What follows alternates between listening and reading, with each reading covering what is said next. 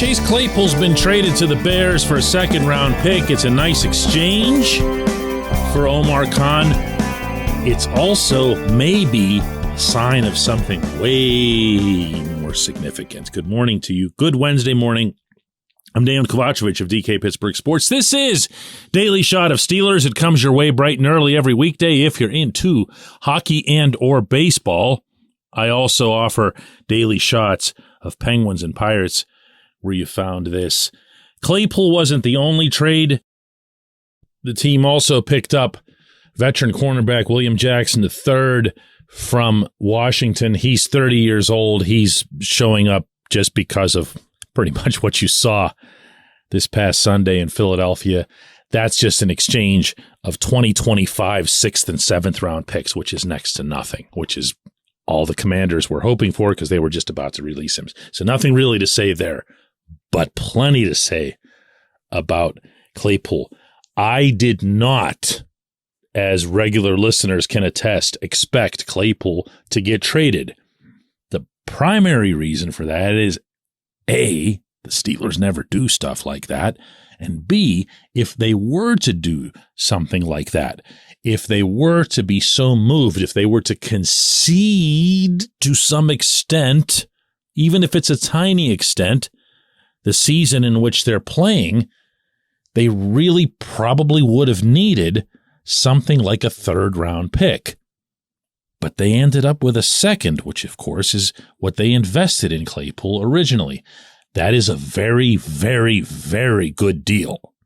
So take that and set it off to the side, and then try to consider, what's next and who's next. Now, there's not going to be other trades. That's why it's a trade deadline. But now the approach is what comes into question. Yeah, like the question that I asked Mike Tomlin Sunday in Philadelphia.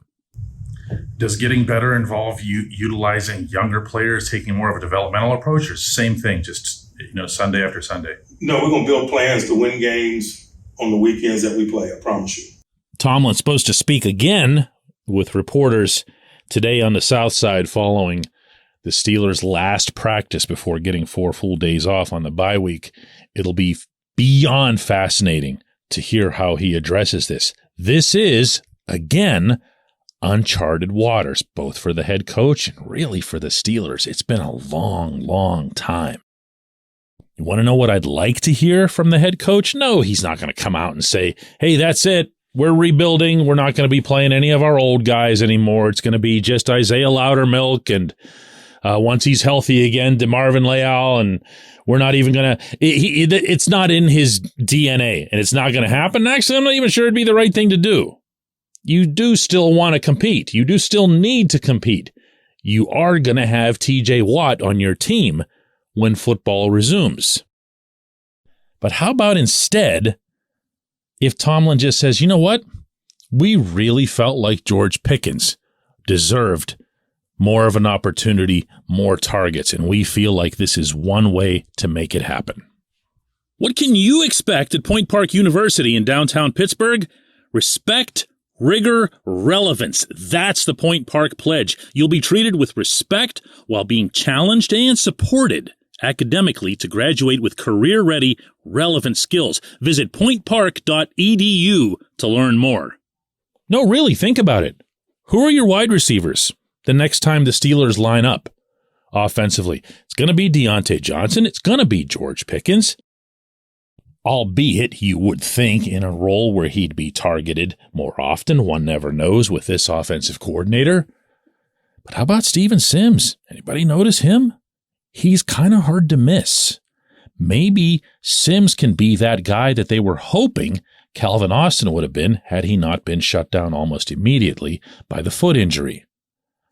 Miles Boykin is a guy that's going to be getting onto the field a lot more often, and I'm okay with that. He's the bigger body. He's a guy that's capable of coming down with combat catches, obviously not exactly a strength for Claypool. But the bigger issue here is going to be getting Pickens out there, and maybe even Sims. And from there, trying to push further along what appears to be decent chemistry, maybe good chemistry at times, between Kenny Pickett and Pickens. It could be that the final straw in this regard came in Philadelphia when Pickens was targeted a total of 3 times, should have had 2 catches or at least 2 positive outcomes, was hosed by the refs on both of those, instead ended up with no catches. But still, just 3 targets. That's the part that can't happen. Now, could they have done this just by telling Canada or Kenny, hey, listen, we just want you to target Pickens more often? Sure, except what happens then? Claypool has... I'm trying to find a nice way to say this. I like the kid, so I feel comfortable saying he has a mouth. He does. He's not afraid to say anything. And if that starts throwing some kind of wrench into things, or if you as a coaching staff or management team had already made a decision that, listen, we're ready to move on past Claypool beyond this year anyway, then you just go ahead and make the move, but you hold out. You hope that you get the draft pick that you want. The Bears came through with that pick. What'll be next? Oh, man. Who knows even where to start here? You know, Eddie Faulkner, the running backs coach, met with reporters yesterday. I had mentioned to you earlier this week that one of the neat things about the bye week is that you have positional coaches and access to them as a reporter. And one of the things that Faulkner just blurted out was that he expects Jaylen Warren to get about 30% of the snaps. That'd be a little bit up from what he's been doing, but who knows where that might go? Who knows where anything might go right now? Uncharted territory. When we come back, J1Q.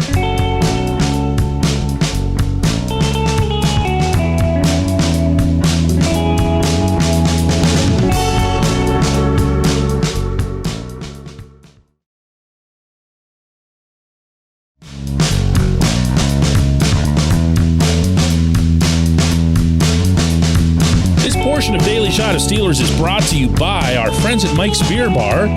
They're located directly across Federal Street from PNC Park.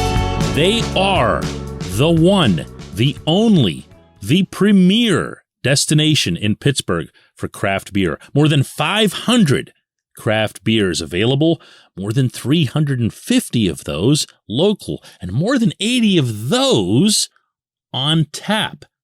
Mike's can't be topped, not for beer, not for the awesome kitchen and menu that's available, and not for all the special events that are going on there. Check them out online at mikesbeerbar.com. Mike's Beer Bar, right across Federal Street from PNC Park. And today's J1Q comes from Adam Perry in Boulder, Colorado, who asks, why have we never seen Kenny Pickett pump fake? He's just staring down receivers and throwing the ball. Maybe Ben Roethlisberger had the best pump fake in the NFL, and we can't expect that. But why have we literally not seen it once from Pickett? Adam, I'm not going to just take your word for it that we haven't seen one. I can affirm that I don't recall seeing one off the top of my head. Doesn't mean it's never happened. He's thrown/attempted a fair number of passes in his 4+ NFL games. But the fact that it's not part of his game, the first thing I'd say is that it's not part of too many quarterbacks' games. It's not something that's a prevalent thing in the National Football League, as you yourself seem to agree.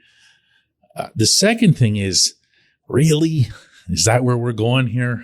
I mean, if you think about what Kenny's done over 4 games and change, and I know this is a real touchy topic for a lot of people because a lot of fans dug into one side or the other with Kenny or Mitch as if this was some political race and they're not going to budge from their positions no matter what. Kenny's had a pretty nice first 4 games. You know, that's not the most popular thing for me to say because they haven't been wins and they haven't resulted in a whole lot of touchdowns, but it'd be hard to dispute that he's gotten better with every passing week. It'd be hard to dispute that he's been nails tough out there, despite the offensive line really, I think, having taken some steps backward over the past month. And he's had to overcome the complete lack of a running game, which falls also on the O-line, but naturally as well on Najee Harris. This is not an ideal circumstance. Some of you might have caught wind of Bill Cowher's semi-rant that he had the other day on CBS. To me, it didn't make a whole lot of sense. He did get passionate. He got emotional talking about how Kenny needs to be handled better or supported better or not asked to do as much. That was his main thrust. But what he didn't come up with in this was an answer for that. I mean, it's easy for him to say that because in 2004, he brought in Ben, and even that came only after Tommy Maddox was hurt, but he brought him out there with a team that was just loaded on both sides of the ball, but including on offense.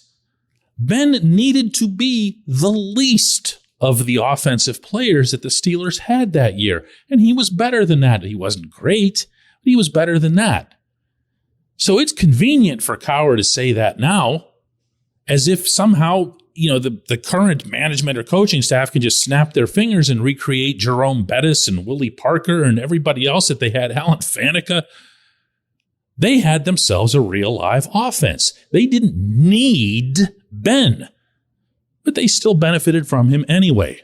If that's what's on Cowher's mind as he says this and he didn't clarify, then that's just a ridiculous sentiment. It's patently unfair to everybody involved, including, I might add, Kenny. And everyone's free to feel about this as they want. I'm not one to tell people what they should think or what they shouldn't think. But I'll say this, speaking just for myself, I'm giving this kid a break. He's not in an ideal spot. He's certainly not in the spot that Cowher either fantasizes that he is or wishes that he is. This is a really good young quarterback, good head on his shoulders, and yes, a good enough NFL arm. That's another one, whether we're talking about pump fakes or a certain throw that he made in the game that didn't go the way he wanted, we all start talking about arm strength.